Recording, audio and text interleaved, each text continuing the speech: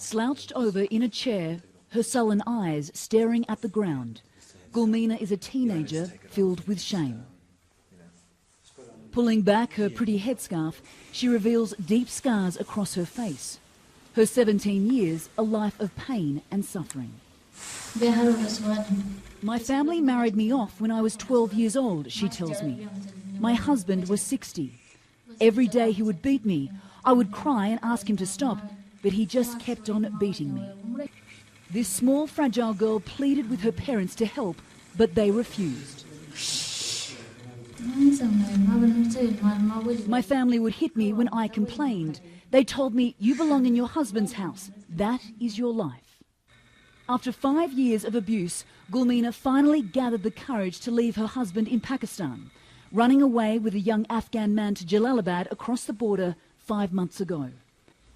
But according to strict Islamic customs, this is the ultimate crime. I knew my husband and family would be looking for me. I knew we were in danger. Days later, her brother tracked them down. Armed with an axe, he hacked to death Gulmina's friend and then struck his own sister 15 times, cutting open her face, head and parts of her body. She has bad pain with this. Here. And what about on your face? Do you have pain in your face? Oh, that's yes.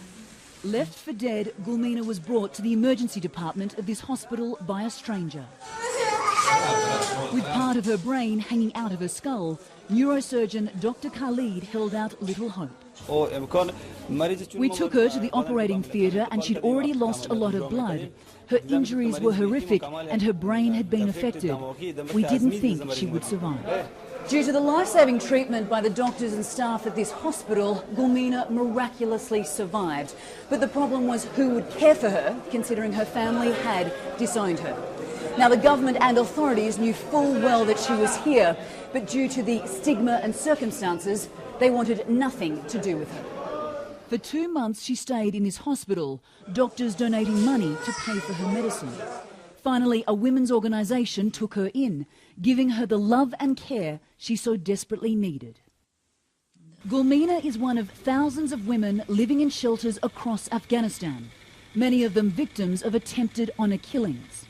And while they try to start a new life, for this uneducated, frightened girl, it's going to be an enormous struggle.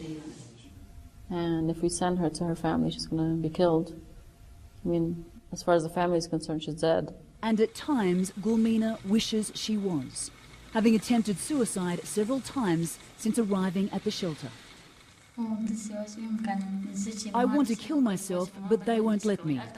When I look at the mirror, I put one hand to the side of my face. People tell me not to do that, but I'm so ashamed. Anna Corin, CNN, Kabul.